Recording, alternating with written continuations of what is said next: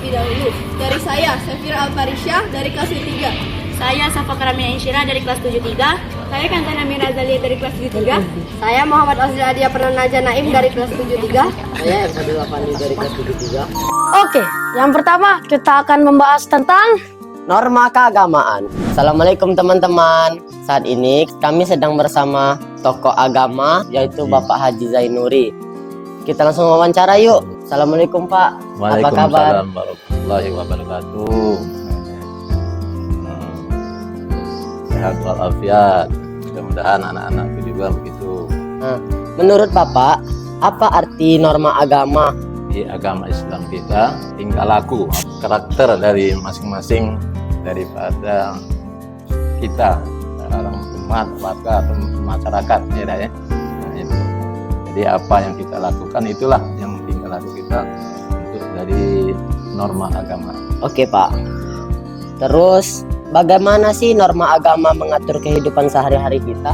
Ya kita tuh masalah agama itu masa dipelajari agama itu kita sebagai pelaku agama Islam, tingkah laku kita sehari-hari, perbuatan kita bagaimana di ini bisa pergaulan kita sehari-hari yang baik-baik misalkan dalam norma agama.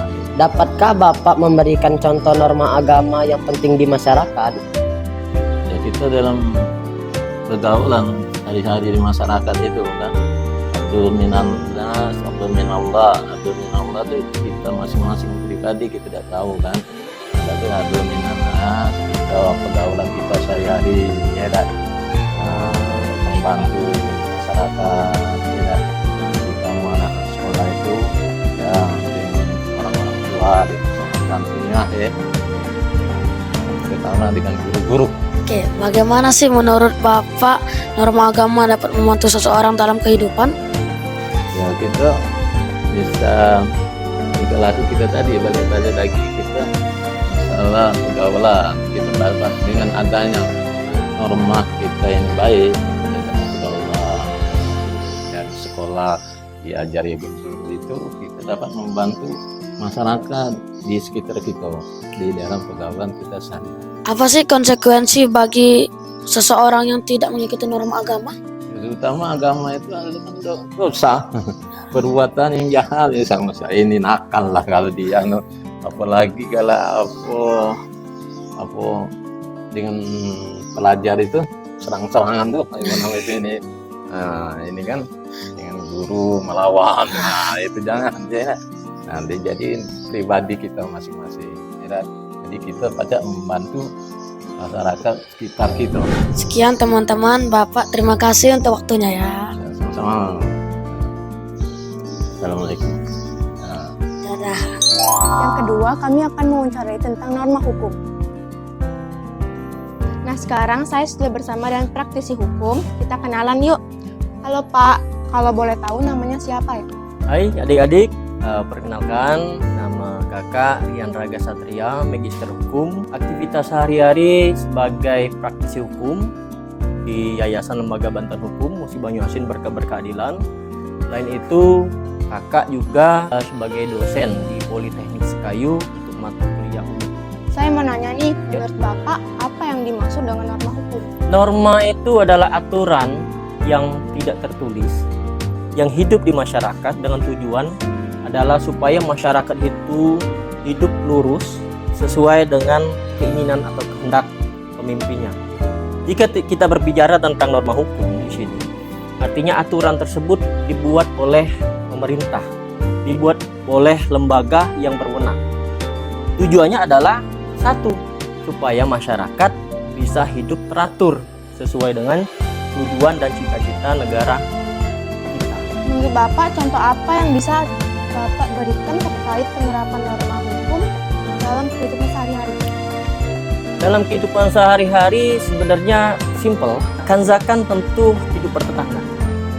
Nah, penerapan norma hukum kalau hidup bertetangga itu bagaimana caranya supaya kita bertoleransi dengan tetangga kiri dan kanan, bagaimana supaya kita sama-sama saling menghargai supaya nanti tercipta kerukunan antar tetangga. Itu yang simple. Yang lebih mudah lagi, Kanza pernah lewat lampu merah?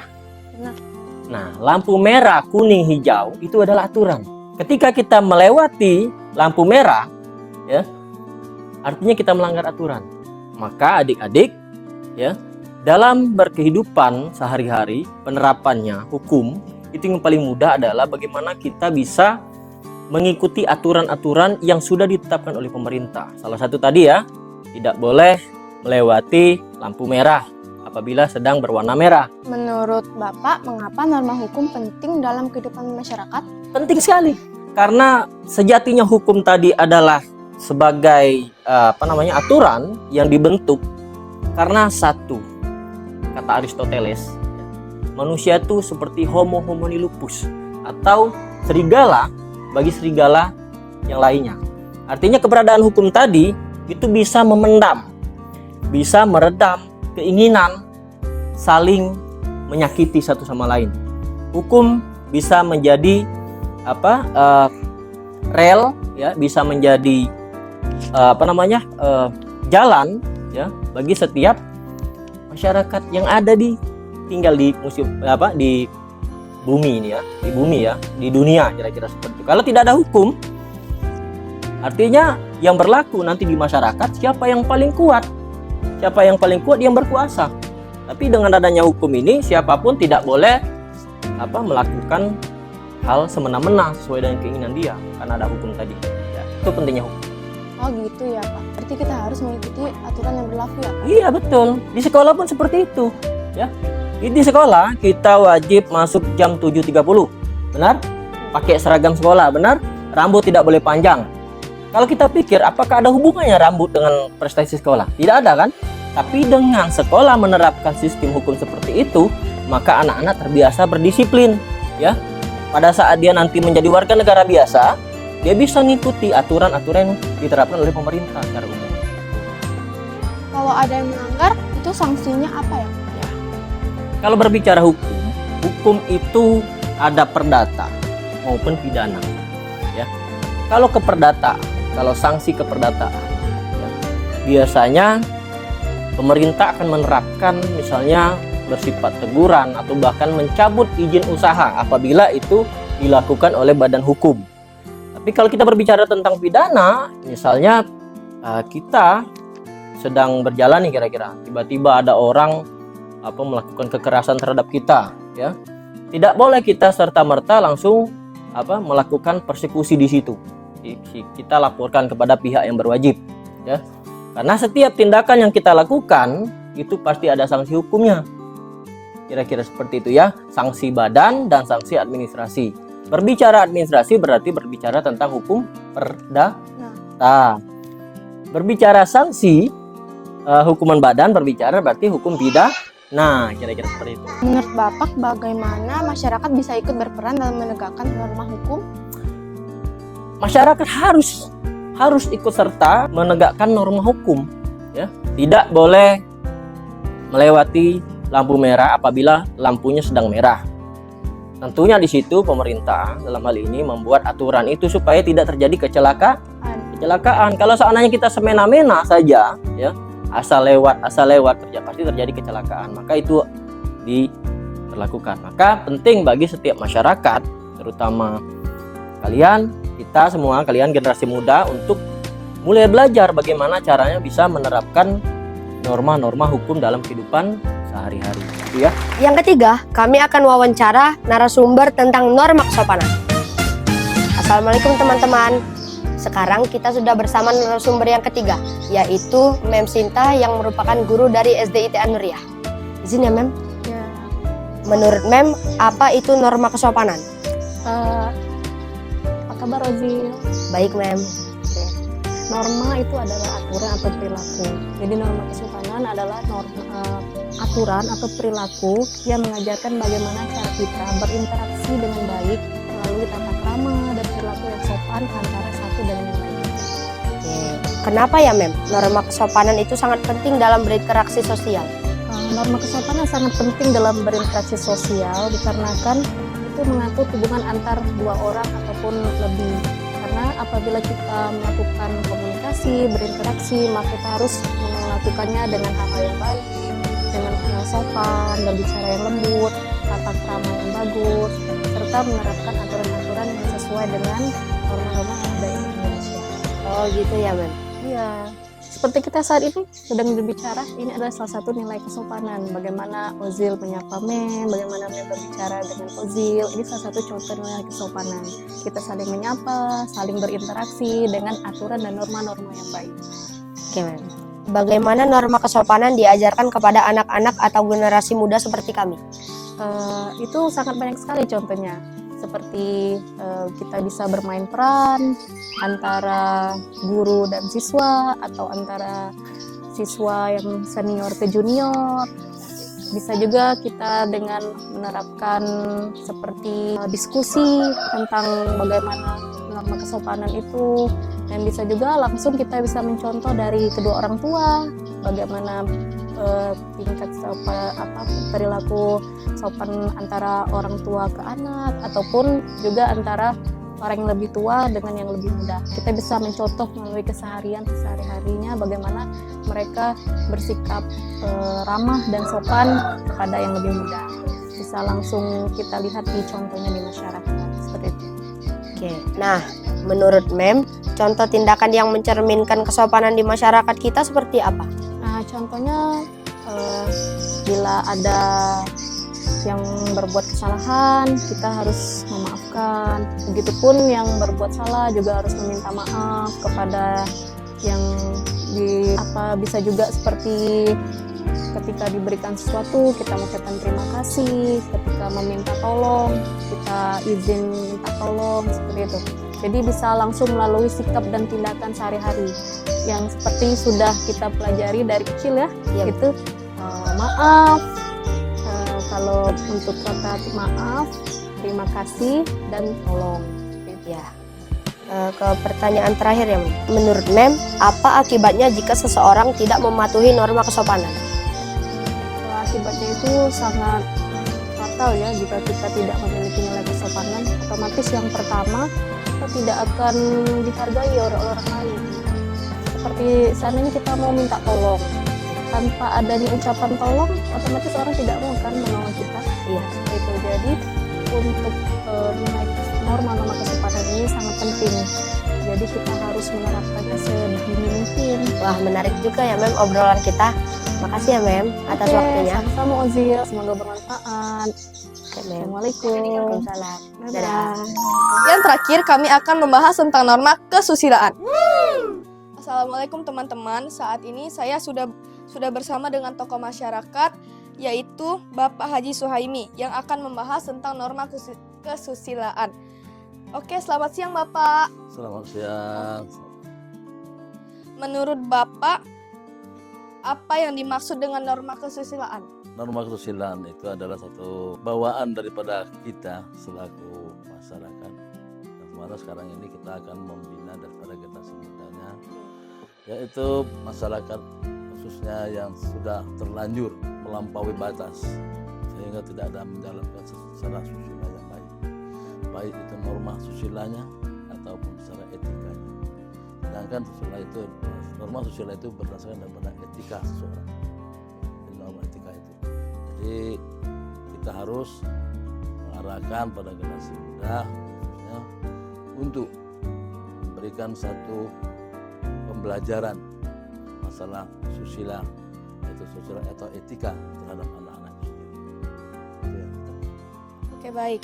Terus menurut Bapak, maksud yang harus kita lakukan dengan norma kesusilaan ini, apa yang penting dari menjaga hubungan antar individu dalam masyarakat? Untuk menjaga kesusilaan daripada anak-anak ini, terutama pada individunya. Yang pertama, anak-anak ini kita harus adakan pendekatan secara persuasif, pembinaan. Kalau anak-anak di sekolah itu mungkin ada yang namanya pusat informasi dan komunikasi di sekolah ini, remaja. Nah, di situ kan diberikan ada sejenis konselor, kita berikan konselingnya kepada sana pendekatan.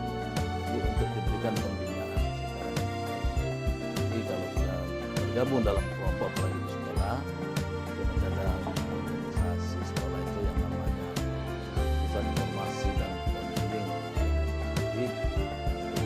remaja itu ada Oke, baik. Nah, yang sekarang apa perbedaan antara norma kesusilaan dan norma kesopanan? inilah norma kesusilaan. Kalau kesusilaan itu sebenarnya mereka itu sudah antipati dengan orang lain dari lingkungan sehingga maunya kendaknya sendiri. Maaf bicara kadang-kadang sampai melampaui batas. Kalau hanya sekedar kesopanan, anak-anak tidak punya etika. Mereka kata kalau zaman dahulunya bimbingan guru dari sekolah dari SD, kalau lewat depan orang tua, maaf Pak, numpang lewat, assalamualaikum sambil menundukkan kepala dulu. Itu kalau dulunya begitu. Itu cara kesopanan. Kemudian dengan orang tua, apabila orang tua satu berkumpul dari satu-satu, anak-anak jangan nyonong di depan. Minggir. Kalaupun ada kepentingan, permisi, izin Pak, izin Bu, lewat. Itu salah satu titik kesopanan. Nah, hal-hal ini tidak akan terjadi kalau tidak dibekali dengan keimanan. Keimanan ini didasari dapat dari tingkat lini dasar, sekolah SD, SMP, itu ya, sangat kita sesalkan sekarang ini kan di sekolah itu pelajaran agamanya sangat sedikit sekali. Tapi jangan berputus asa, banyak buku-buku untuk belajar untuk kesopanan. Kemudian secara etika sesama teman, belajarlah sopan, belajarlah santun dengan bicara yang manis, bicara yang lembut. Oh, kemana kamu Ojil? Ada. Kalau mau dulu nitip Ojil, aku beli warung beli penghapus, beli pensil. Ayo Ojil, kemana kamu? Tata cara, tata penyampaian. Jadi belajarlah berbicara halus, sopan dan kira-kira gitu. Oke, baik. Selanjutnya, bisakah Bapak memberi contoh norma kesusilaan yang sering kita temui dalam kehidupan sehari-hari? Oh, banyak. Kalau contoh-contoh yang ditemukan, kita sempat mendengar berita. Baik berita dari lingkungan, berita dari HP sendiri, itu sudah kita, kamu kan pegang HP kan? Dari HP itu banyak berita-berita yang itu tentang kesusilaan. Ya, saya itu kan masih anak SMP itu tabu lah membicarakan ini. Tapi ya harus dibicarakan. Dengan pergaulan mereka ini sampai terjadi hamil di luar nikah. Kemudian dengan pergaulan ini mereka tidak lagi karuan dengan orang tuanya. Dengan pergaulan yang mereka tidak lagi kadang-kadang lupa pulang ke rumah. Pertanyaan berikutnya, dan ini adalah pertanyaan terakhir, bagaimana masyarakat bereaksi terhadap pelanggaran norma kesusilaan? Nah, masyarakat itu sebenarnya bukan bertindak, memberikan arahan. Anak-anak kalau di luar sekolah artinya ada ikatan remaja. Remaja ikatan remaja sedikit. Kalau dulunya ada yang namanya di Karang Taruna. Nah, itu kan perhimpunan inilah yang untuk memberikan satu pembelajaran pada anak. Tapi yang diarahkan kalau saya itu yang berharapkan untuk akan datang, mari kita membina anak-anak itu digerakkan dari 3 misi di sekolah. Ada namanya kelompok remaja, kelompok pusat remaja informasi, kita remajanya di lingkungan masyarakat ada organisasi keremajaan, baik itu remaja masjid ataupun Karang Taruna. Di situ jangan hanya sekedar Karang Taruna tahunya main poli. Ada satu kesamaan pertemuan, berikan satu wacana, panggil satu pembicara, penyampaian. Kalau di masjid insya Allah satu umpamanya mereka minta isikan hari Jumat sore, umpamanya hari Minggu sore, kita laksanakan bisa. Dimanapun juga nanti aku sekarang ini sudah mendapatkan bupati baru, saya akan berikan masukan nanti. Dan masukan untuk membina generasi muda ini, adakan remaja masjid diberikan pertimbangan satu masjid ke satu atau paling tidak 1 bulan sekali ada kesempatan. Oke, terima kasih Bapak, jawabannya sangat menginspirasi sekali. Terima kasih atas waktunya. Assalamualaikum. Waalaikumsalam warahmatullahi wabarakatuh. Semoga bermanfaat.